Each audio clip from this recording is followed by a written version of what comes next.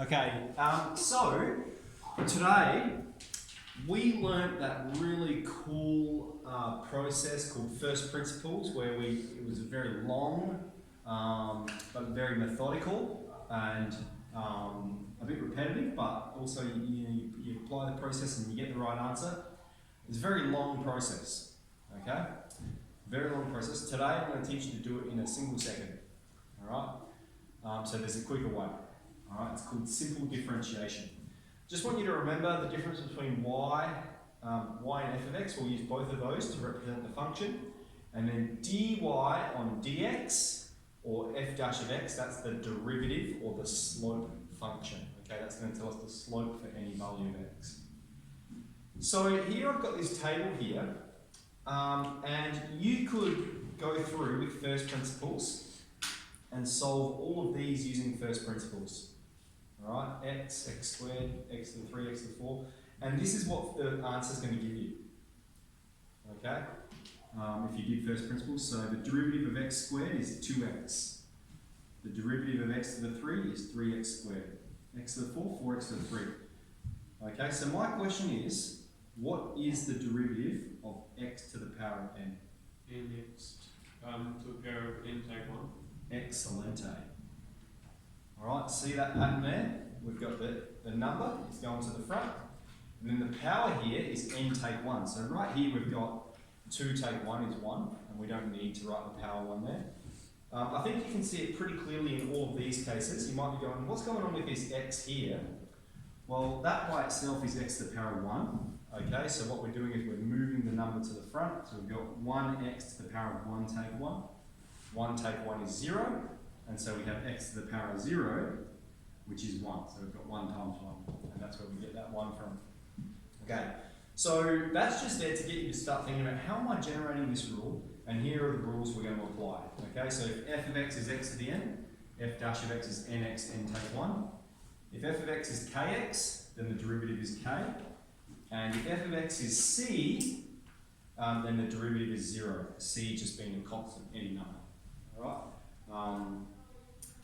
Okay, now the process for this, all right, is you must express everything at the top of the fraction, okay, top of fraction, and as x to the power of n. All right, that's how we're going to apply this process here. And so we're just going to leap straight in. We've got f of x is x to the power of 7, okay? So applying our rule here, f dash of x, we move the 7 down the front. It's going to become f dash of x is 7x to the power of 7 take 1, 6. Okay, so we've just gone immediately one step from the slope function, from the function to the slope function. Okay, f of x is 3x squared. Now I'm introducing into this problem where there's this number 3 out the front, and we don't really know what to do with that 3.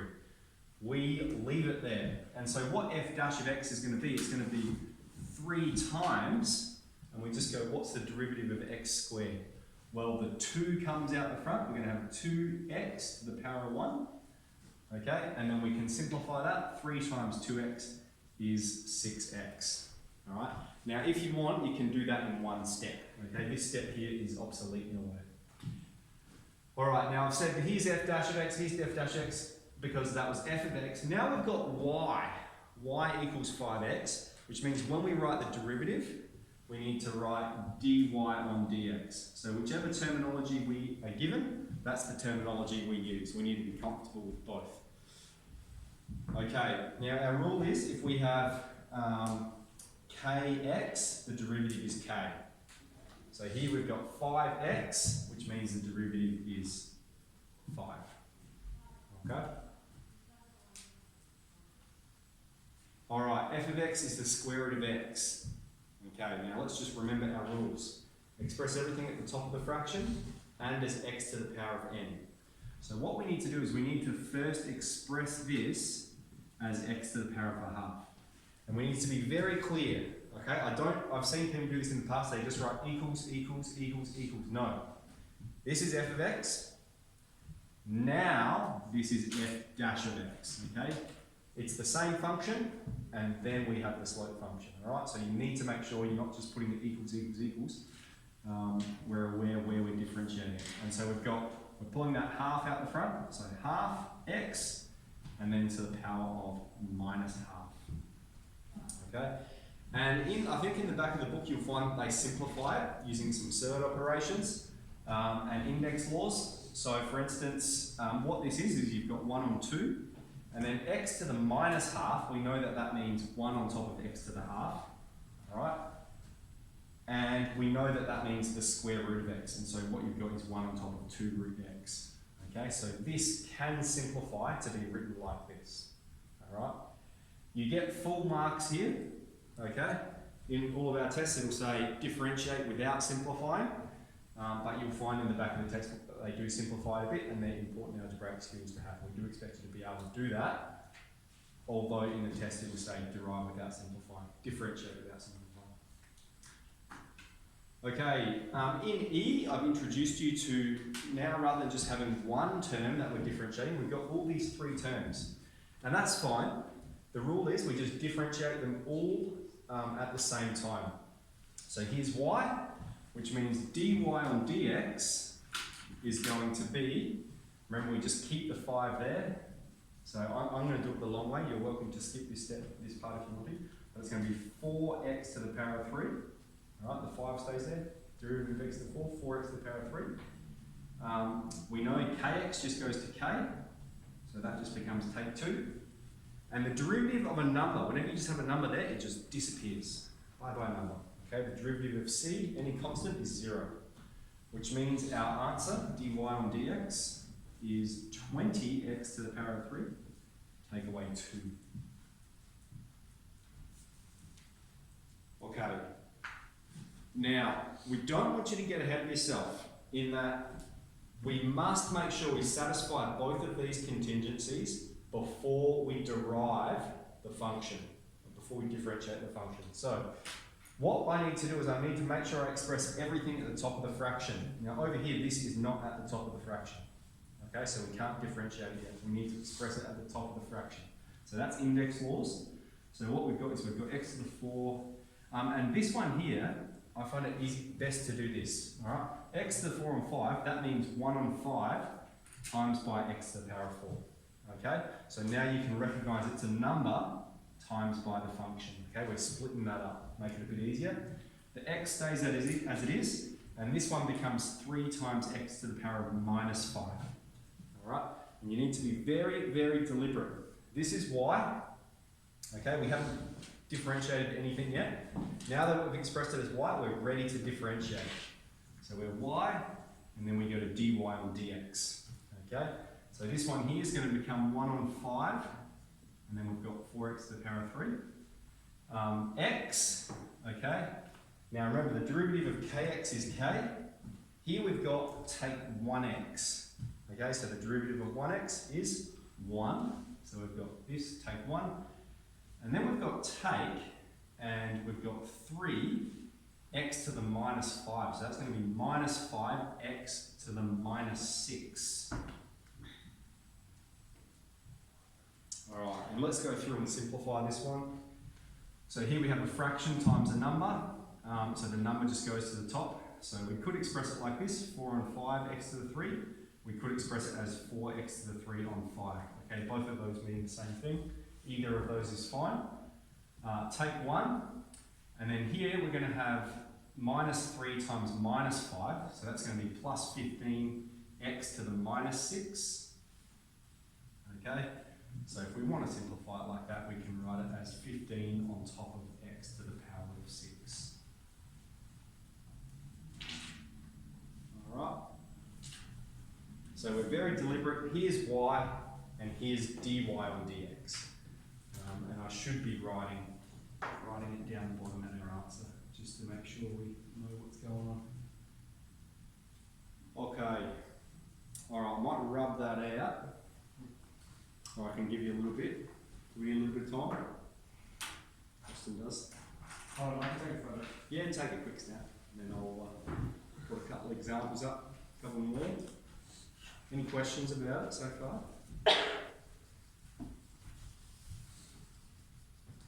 or so. Excellent. Okay. So I understand. I haven't done this one yet. I didn't quite have enough room there, so I'll do that one up here.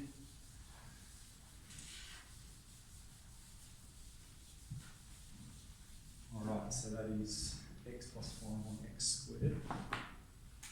So what are we up to f? X plus 5 on x squared. That's f of x equals. G as 3x plus 4 squared. And h.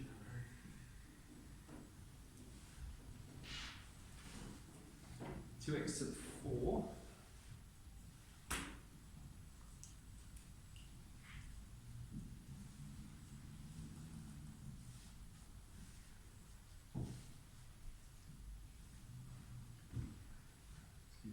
Y equals, and h, y equals.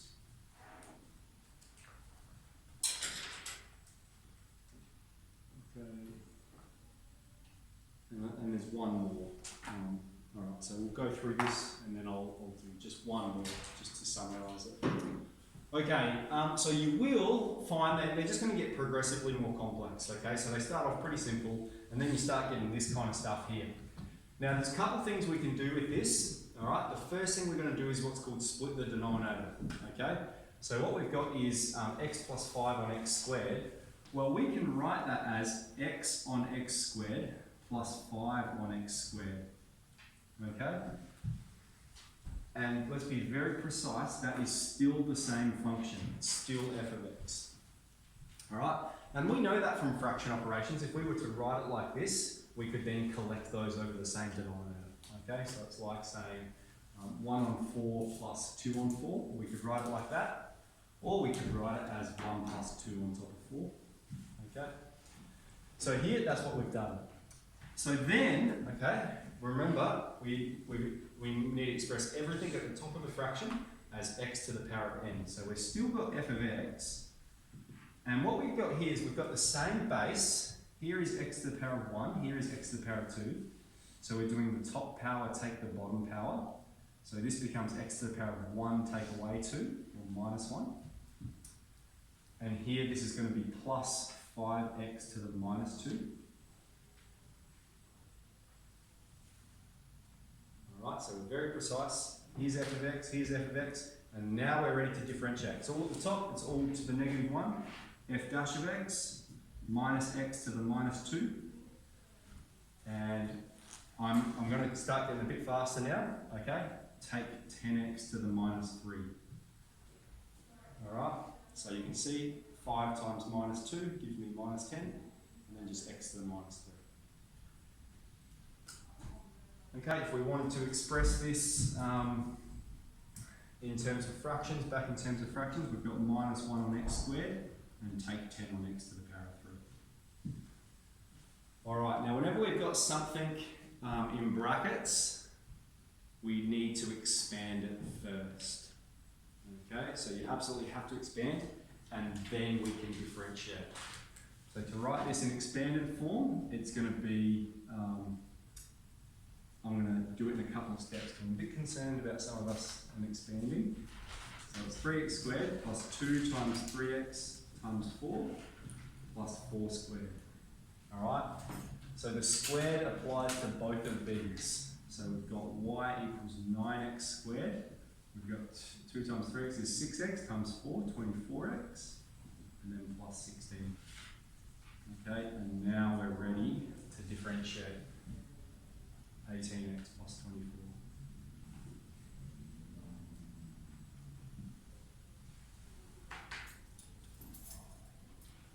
Now that there is not 3 root x, it's the cubed root of x.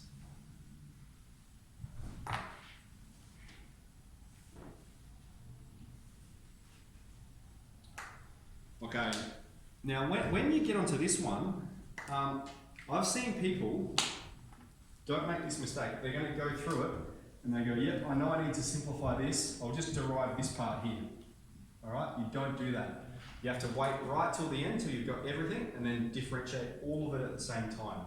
So we're just going to leave this x squared here for now until we can express everything at the top of the fraction and as a power of x to the n. So we've set our first rule here. Let's just focus on this part, okay, because this part's all fine and well and dandy. We've just got to split the denominator. Alright, so we've got 2x to the 4 on top of. Now the cubed root of x, we want to start expressing it as a power. That's going to be x to the power of a third.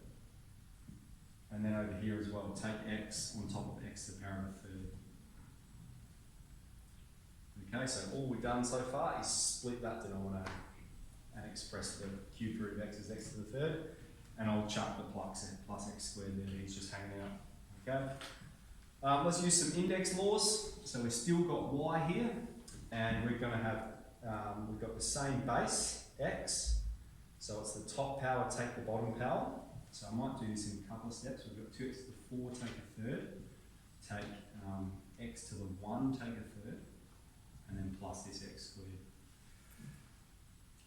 Okay, 4 take a third. We need to express as a denominator of 3. So 12 on 3, take 1 on 3, 11 on 3.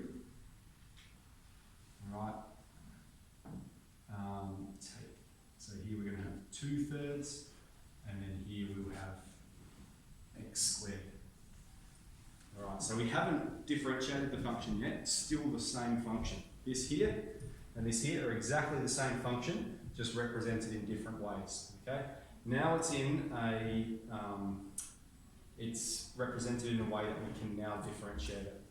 So let's go through. Remember we've got y, so we have to go dy on dx.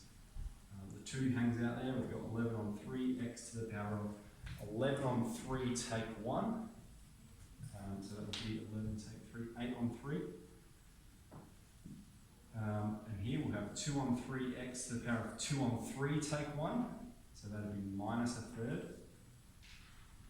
Now, I'd open a bracket there, that belongs just to that term. And then here plus 2x. Alright, so this is probably as hard as they get. This is pretty hard, this one.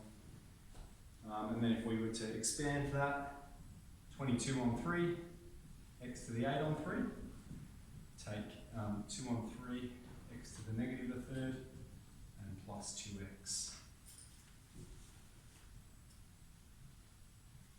Okay, one more. I'll rub out the top too.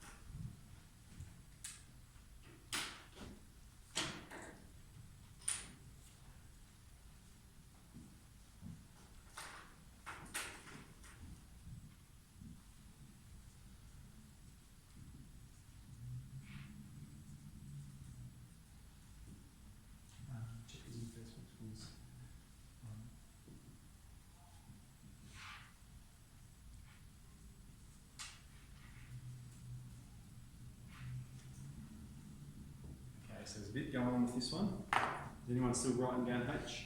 Yeah. Yep. Give you a little bit.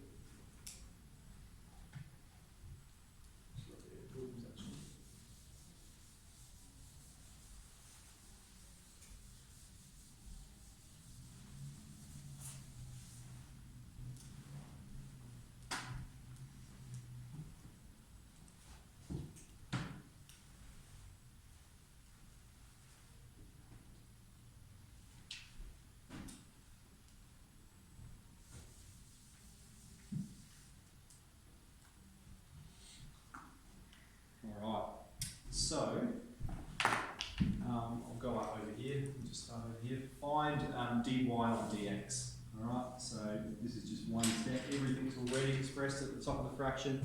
Everything's already x to the n. So we can just look at that and go, oh, that's 5 take 6x. Alright. We're going to prove it using first principles though, okay? Because we need to know first principles. They have first principles question in every year 12 exam. So there'll be a couple in your test coming up, so it's a process we need to know and understand. So for B, check using first principles. So this is an opportunity for us to do a bit of recap of first principles together. So the first principles formula is that f dash of x equals the limit as h approaches 0 of f of x plus h. Take f of x on top of h. Okay. So I've said, like, if you're finding it a bit challenging, just write out what is f of x first. Okay, so f of x is 5x take 3x squared, which means f of x plus h is 5 times x plus h. So we're substituting x plus h everywhere there's an x. Take 3 times x plus h squared. Okay, so you've got f of x plus h, you've got f of x, we're ready to plug it into the formula.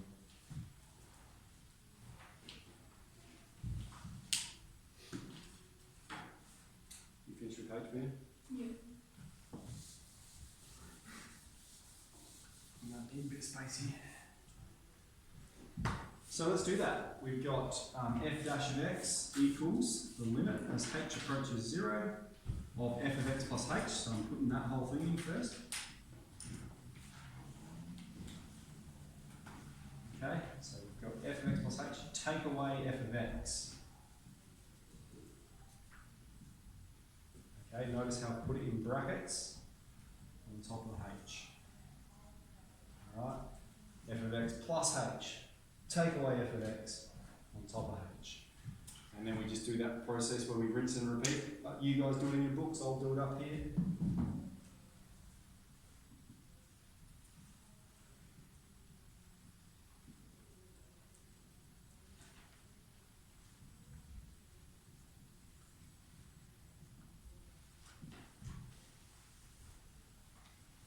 Okay, just when you're expanding this term, just have a quick look up here.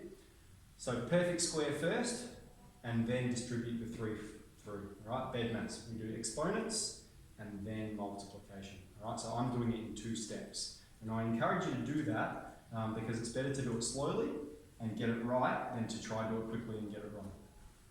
Alright, because if you make a mistake in these, it's an absolute pain in the ass to find out where the mistake is. You know, we're looking at it for ages ago. Where is that? So it's better to do it slowly, get it right.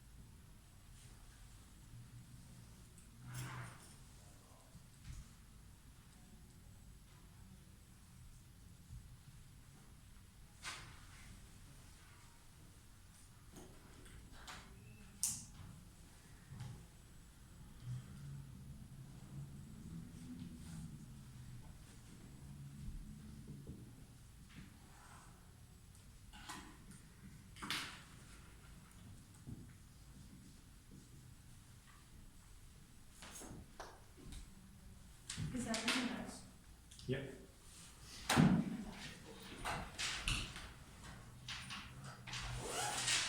Right, is anyone stuck with any of that?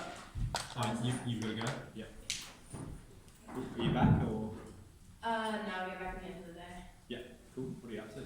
We're doing a revegetation project. Doing some planting. Yeah. Okay, so just have a go at these exercises. 15 Yeah. minutes. Cool. Okay. We'll catch up with you next week.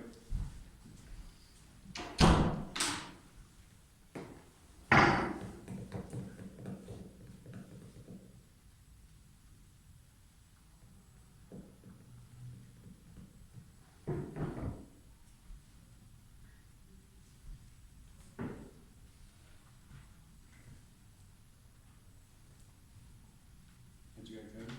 Yeah.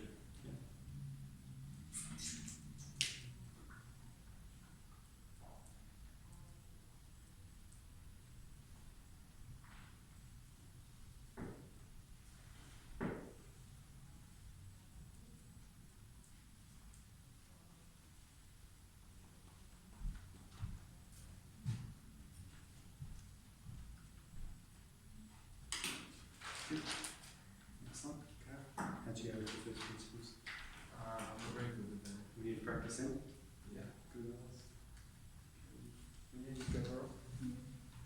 Awesome. Okay, I'll just chat to everyone quickly. So I just really want to emphasise, Carter, the link between this simple differentiation and this long first principles process. Look, we generated the same answer. Isn't that amazing? Okay, this is a fair bit easier. And so when you're doing those first principles problems, you can know what the answer is going to be.